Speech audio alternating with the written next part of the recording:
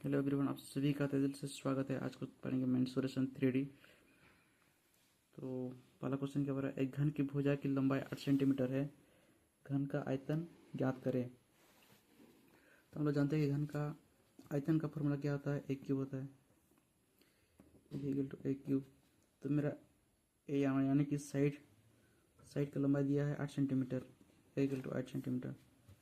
इसको फॉर्मूला डाल देते हैं, भी इक्वल टू एक क्यूब।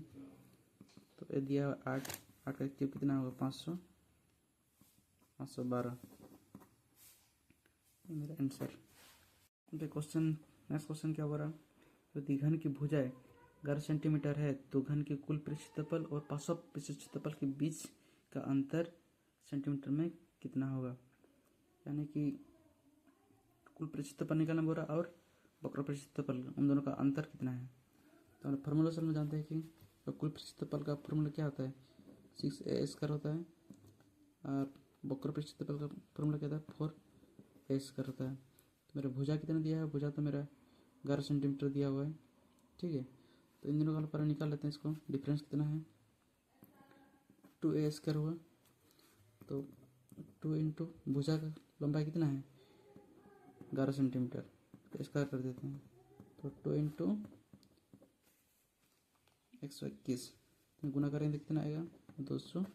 ये मेरा आंसर।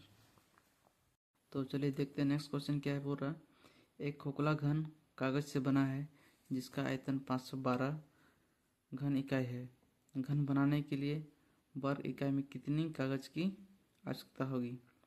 यानी उसका आयतन दिया है कितना, 512 दिया है, ठीक है। तो इसका कुल पृष्ठ क्षेत्रफल मेरे को निकालना है। इसको बनाने के लिए इसको कितना कागज की आवश्यकता होगी, ठीक है। तो चलिए इसको सॉल्व करते पहले।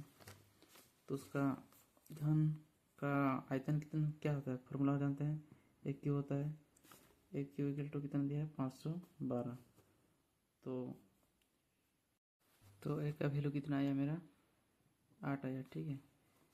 तो एक का मान निकल गया, तो हम लोग क्या निकालेंगे, उसको घन बनाने के लिए कितनी कागज की आवश्यकता होगी, यानी कि कुल पृष्ठ क्षेत्रफल मेरे को निकालना है। तो हम लोग घन का कुल पृष्ठ क्षेत्रफल का फॉर्मूला क्या जानते हैं, हम लोग जानते हैं कि 6a² होता है, ठीक है। तो इसको हम लोग डाल देंगे, 6 इंटू ए का वैल्यू कितना आया, 8। तो कितना हुआ, 6 इंटू 8 8 64।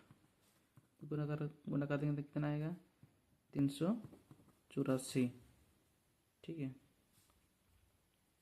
ये मेरा आंसर। तो चलिए देखते हैं नेक्स्ट क्वेश्चन क्या बोल रहा है। 3:4:5 के अनुपात में भुजाओं वाले 3 घन को पिघलाकर एक ऐसा घन बनाया जाता है जिसका विकर्ण 18√3 सेंटीमीटर है। तीनों घन का भुजाएं क्या होगी, यानी कि डैश है। तो यहाँ पे छोटा घन का भुजा दिया हुआ है, 3 दिया है, 4 दिया है, 5 दिया है, ठीक है। तो उसको पिघलाकर एक बड़ा घन बनाया जाता है जिसका विकर्ण 18√3 है। तो बड़े घन की भुजा पहले निकाल लेते हैं। तो चलिए पहले बड़े घन की भुजा निकाल लेते हैं। तो हम लोग विकर्ण का हम लोग फॉर्मूला जानते हैं, √3a कितना दिया है उसका, 18√3। तो √3 कट गया, ए का वैल्यू मेरा कितना आया, 18। यानी कि बड़ा घन का उसका भुजा कितना है, 18 सेंटीमीटर। और ये पे दिया है छोटे घन का, उसका भुजा है मेरा 3, 4, 5 इसको अनुपात में है। तो इसको हम लोग मान लेते हैं 3x plus 4x plus 5x equal to, यानी छोटा घन का सब तीनों घन का उसका वॉल्यूम और बड़े घन का वॉल्यूम वो सेम होगा, क्या कि इसे बनाया गया है। तो इसको हम लोग इधर भी हम लोग इसका वॉल्यूम, बड़ा घन का वॉल्यूम कितना आएगा, ए का वैल्यू कितना है, 18। तो 18 का इसका भी क्यूब कर लेते हैं, इधर भी क्यूब कर लेते हैं सब। तो चलिए इसको देखते हैं कितना आएगा, 27 27 एक्स क्यूब प्लस इसका गुना करें कितना आएगा, 4 16 16 एस क्यूब, 5 एस क्यूब कितना होगा, 5 5 25 25 125 एस क्यूब, 18 का गुना करेंगे तो कितना होगा, 18 को 3 बार गुना करेंगे तो आएगा 5832। ठीक है। सो टोटल जोड़ देंगे तो कितना आएगा, 216 एस क्यू इक्वल टू 5832। तो एस क्यूब का वैल्यू कितना आया, इसको डिवाइड मार देते पहले, 5832 216 नीचे आ गया, इसको काटेंगे तो मेरा 27 से काटेगा। ठीक है। तो एस का वैल्यू कितना आएगा, 3 3 9 9 3 27 यानी कि 3। इसका वैल्यू कितना आया मेरा 3। तो इसको हम लोग निकालते हैं, 3x 4x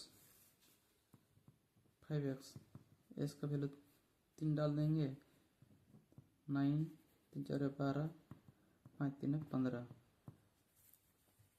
ये मेरा आंसर।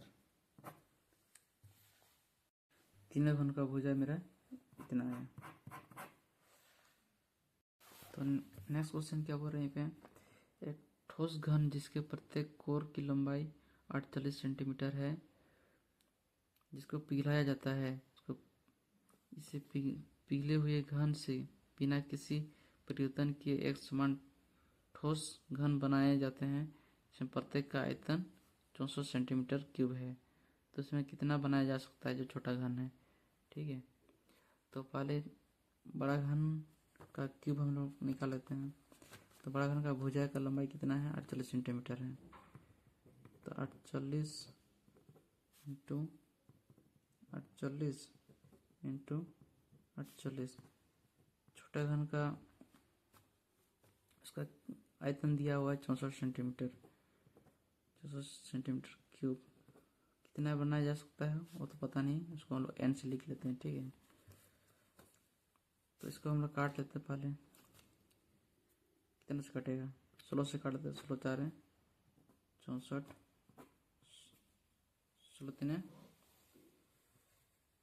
48 होगा ना, 16 48, तो 4 से काटेंगे इधर, 12 4 48, तो यहाँ पे कितना आया 48 इंटू 12 इंटू 3 इंटू n। तो इसे गुना करेंगे तो कितना आया मेरा 2 8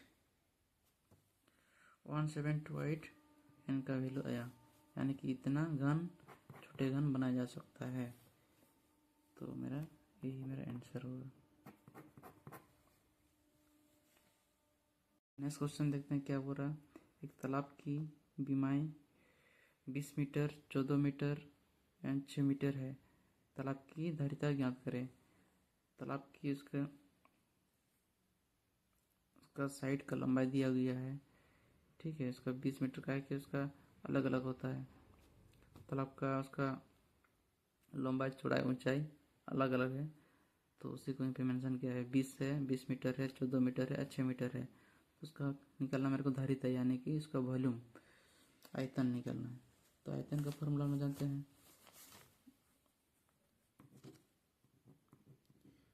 तो घनाभ का आकार का होता है तालाब, तो उसका हम लोग फॉर्मूला, घनाभ का क्या होता है, उसका आयतन, आयतन तो लंबाई इंटू चौड़ाई इंटू ऊंचाई होता है। ठीक है। तो उसको L into B into H लिख लेते हैं। तो यहाँ पे दिया हुआ है लंबाई कितना दिया है 20 मीटर दिया है, चौड़ाई कितना है 14 मीटर, ऊंचाई कितना 6 मीटर दिया है। तो हम उसको तीनों को गुना कर देंगे तो कितना आया मेरा 1680। ठीक है, 80 मीटर क्यूब, यही मेरा आंसर। बस फार्मूला याद होना चाहिए, इसे तुरंत मैथ बनेगा। आंसर मेरा इतना आया।